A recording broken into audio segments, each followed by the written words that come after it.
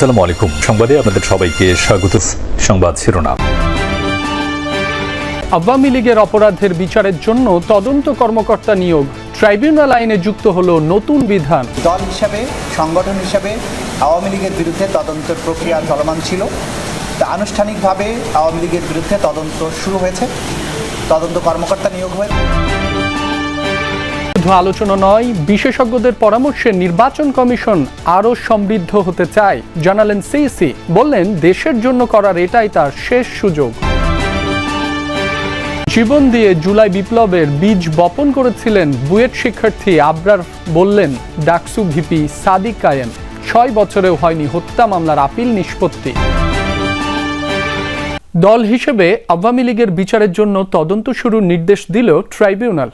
নিয়োগ দেওয়া হয়েছে তদন্ত কর্মকর্তা। সকালে ট্রাইব্যুনাল সূত্রে জানা গেছে এ তথ্য। জুলাই আগস্টের গণ অভ্যুত্থানে প্রত্যক্ষ ও পরোক্ষভাবে দলীয় অপকর্মে জড়িত থাকার বিচার করবে ট্রাইব্যুনাল।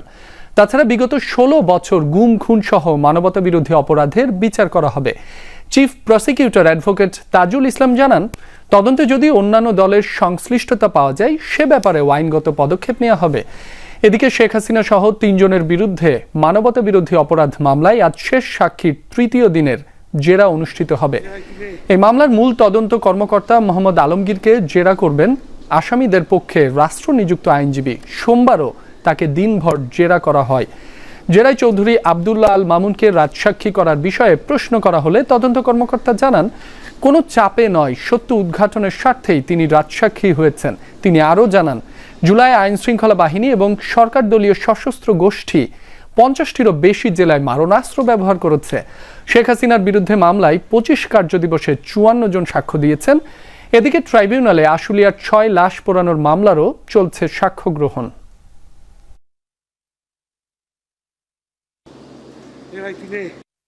আনুষ্ঠানিকভাবে আওয়ামী লীগের বিরুদ্ধে তদন্ত শুরু হয়েছে, তদন্ত কর্মকর্তা নিয়োগ হয়েছে এবং তারা তদন্ত কাজ খুব দ্রুতই সম্পন্ন করবেন। তারা সর্বাত্মক চেষ্টা করবেন এবং তদন্ত রিপোর্ট প্রাপ্তি সাপেক্ষে দল হিসাবে বিচারের জন্য আওয়ামী লীগের ব্যাপারেও যথাযথ ব্যবস্থা গ্রহণ করা হবে।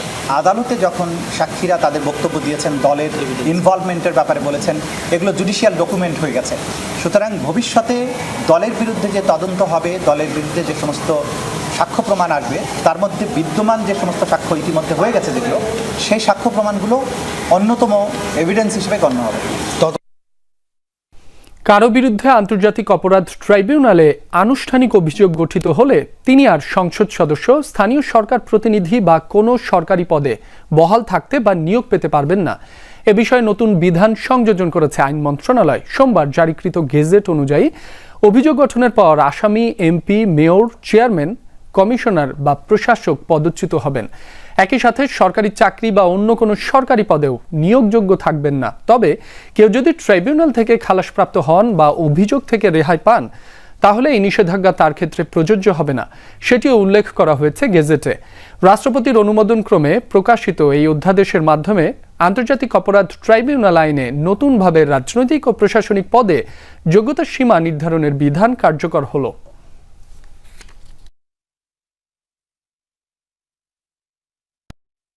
বিচার প্রক্রিয়া চলমান থাকা অবস্থায় যদি কোনো আইন সংশোধন হয়, যেটা বলতে চেয়েছেন, যেমন ধরেন একজন ব্যক্তির বিচার চলমান আছে, সেই ব্যক্তির বিচারকে প্রভাবিত করতে পারে এমন কোনো বিষয় সংশোধন হলে তখন আপনি প্রস্তুত নিতে পারেন। কিন্তু এইখানে যে আইনটা সংশোধন করা হয়েছে বা যা কিছু করা হয়েছে, সেই আইনটা এখনো প্রয়োগযোগ্য হয়নি, সেটা কোনো প্রভাব পড়বে না, ন্যায় বিচারের পরিপন্থীও হবে না। জীবন দিয়ে জুলাই বিপ্লবের বীজ বপন করে গিয়েছিল আবরার ফাহাদ। তার স্মরণে ডাকসুর সেমিনারে এ কথা বলেন ভিপি সাদিক কায়েম। জানান, স্বাধীন কোনো পরিচয়ের কারণে কাউকে ফ্লেমিং করে আর ছাত্র নির্যাতনের বৈধতা দেয়া হবে না। জুলাই বিপ্লবের বীজটা মূলত শহীদ আবরার ফাহাদ বপন করে দিয়েছিল। স্বাধীন বাংলাদেশে কোনো পরিচয়ের কারণে কাউকে ফ্লেমিং করে কাউকে নির্যাতনের আমরা বৈধতা দিব না ইনশাআল্লাহ।